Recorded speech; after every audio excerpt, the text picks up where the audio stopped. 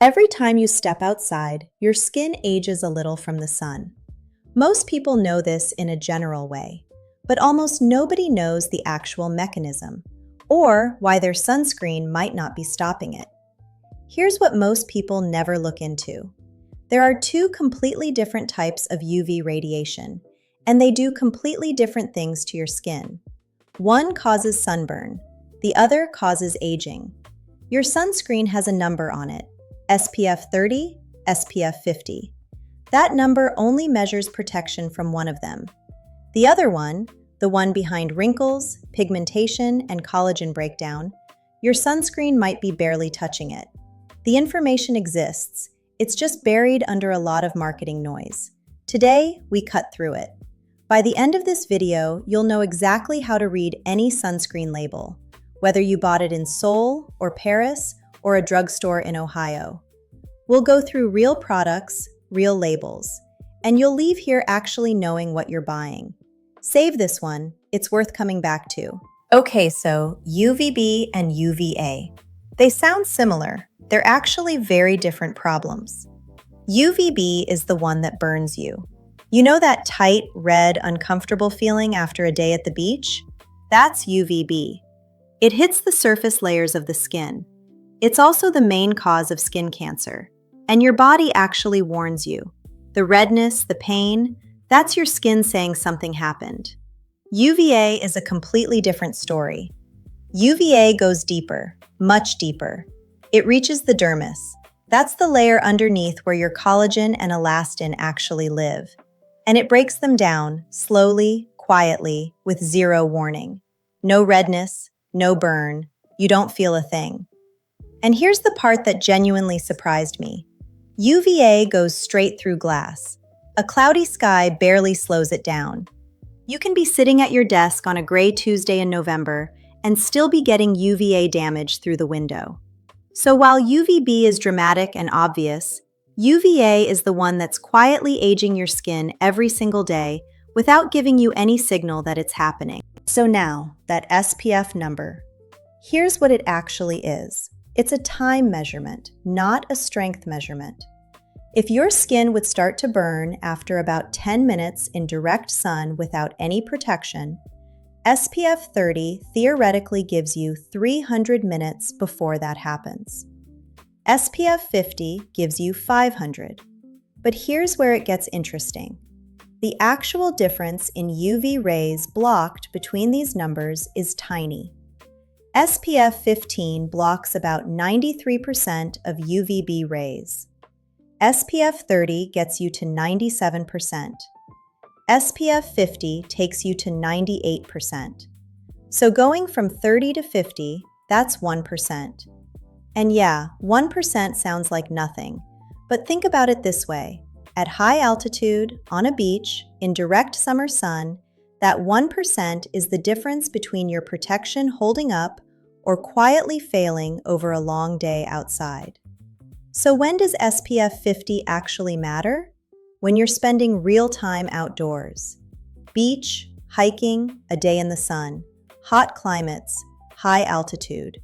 And always, if you're using retinol, if your skin is recovering from any kind of procedure, or if you're dealing with pigmentation. In those situations, your skin is more vulnerable than usual. SPF 50 is non-negotiable there. For regular city life, commuting, working indoors, quick trips outside, SPF 30 does the job completely fine. The best sunscreen is genuinely the one you'll actually use every day. Okay, so we've talked about UVB and SPF. But remember, UVB is only half the picture. The aging half, UVA, needs its own protection. And here's where it gets genuinely confusing, because there's no single global standard for showing UVA protection on a label. Pick up your sunscreen right now and I'll show you what to look for, depending on where it was made. So if your sunscreen is from the US or UK, you're looking for the words broad spectrum. That's how they indicate UVA protection there. European products use a small UVA symbol inside a circle. It's easy to miss, it's often tiny, but it means the product meets the EU standard for UVA protection. And Korean and Japanese products use what's called a PA rating. It runs from 2 plus signs up to 4. The more plus signs, the stronger the UVA protection. 4 plus signs is the highest protection available. Now, if your sunscreen has none of these, it's protecting you from getting a sunburn. That's it. The daily aging, the slow pigmentation, the collagen damage, that's still happening every time you step outside. One thing worth knowing about the European Circle, it confirms a minimum standard is met, which is good. But it doesn't tell you how strong the UVA protection actually is. The PA rating does that precisely, which is honestly one of the reasons Korean sunscreens have such a loyal following among people who really dig into this stuff. Now let's talk about what's actually inside, mineral versus chemical filters. Because this is where a lot of people get confused and where a lot of brands muddy the water with marketing. Mineral sunscreens, zinc oxide, titanium dioxide, they sit on top of your skin and physically block UV. They work straight away, no waiting.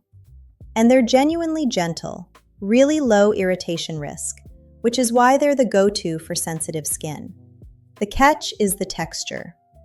Traditional mineral formulas leave a white or gray cast on the skin, which on fair skin might be barely noticeable. On darker skin tones, it's a real problem.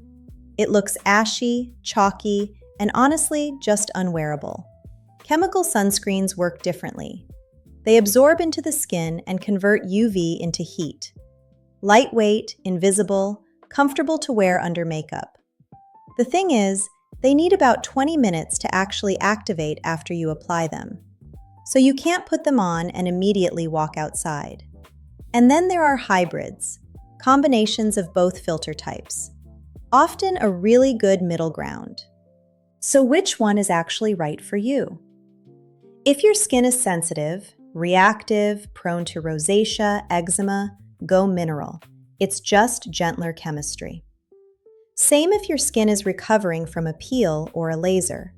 Don't experiment with new actives on compromised skin. If your skin is oily or acne-prone, chemical or hybrid formulas tend to feel much better. Mineral can feel heavy and pill under makeup on oilier skin. Now, if you have a darker skin tone, this is genuinely important. Standard mineral sunscreens are just not designed for you. The white cast is real and it's not subtle. What you want is either a chemical formula or a tinted mineral sunscreen, because tinted mineral versions do something extra. They block visible light, including blue light. And blue light actually triggers more pigmentation in melanin-rich skin. So for deeper skin tones, tinted mineral isn't just about aesthetics, it's actually better protection. And if your skin is dry, honestly, either type works. But look for formulas with hyaluronic acid, glycerin, or ceramides built in. It saves you a step. Okay, 3 mistakes that quietly ruin even a good sunscreen. The first one is about how much you're actually applying. The SPF rating on the bottle is tested at a specific amount, 2 milligrams per square centimeter of skin. For your face and neck, that works out to roughly a 1/4 teaspoon, which is more than most people use, a lot more. When you apply less, and honestly almost everyone does, your real-world protection drops hard. Like SPF 50 applied at half the proper amount gives you protection closer to SPF 15 in practice. The second mistake, not reapplying. Sunscreen wears off. From sweat, from touching your face, just from the day.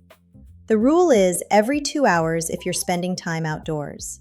A facial SPF mist or a powder with SPF that you can press over makeup, that actually makes reapplying realistic for real people with real lives.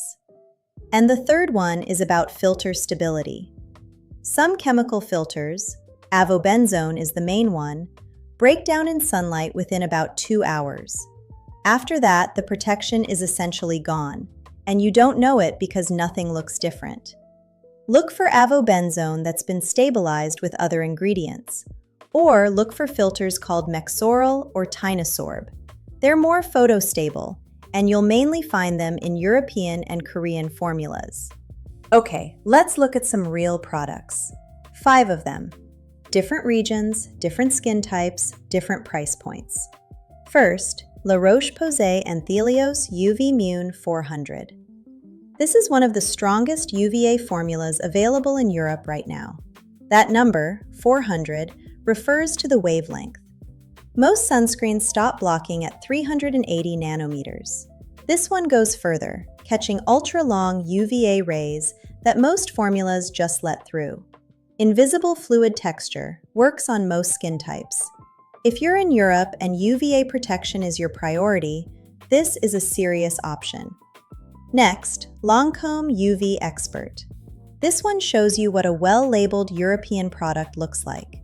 UVA Circle on the front and the highest PA rating, 4+ signs. Serum texture, premium price, but the formula genuinely delivers. When you see this kind of labeling, you know exactly what you're getting. Beauty of Joseon Relief Sun. This is a Korean formula.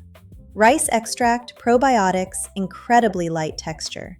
And look at that label, SPF 50+, and the maximum PA rating, 4+ signs right there. No guessing. You know exactly what you have. No white cast, works on all skin tones. And for the price, genuinely one of the best options out there. Elta MD UV Clear. This one is from the US.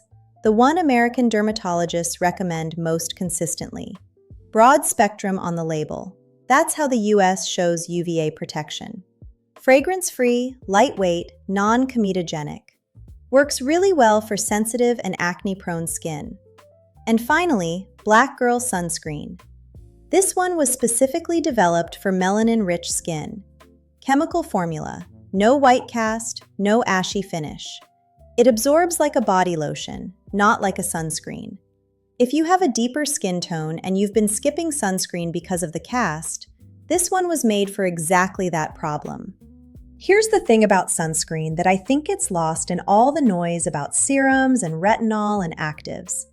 It's the one product in skincare that has decades of serious clinical research behind it. Not marketing claims, actual studies. Consistent daily use has been shown to measurably reduce fine lines, pigmentation, and loss of firmness over time. Not a vitamin C serum, not a peptide cream, sunscreen, but only the right one, and only used correctly.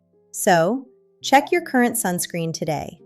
Find the UVA marking, broad spectrum, UVA circle, PA rating. If it's not there, now you know what to look for next time. And if you found this actually useful, share it with someone who's been buying SPF 50 thinking they're fully covered, because now you both know better. Next video, we're going deeper into ingredients. What actually works once your skin is properly protected. Subscribe so you catch it.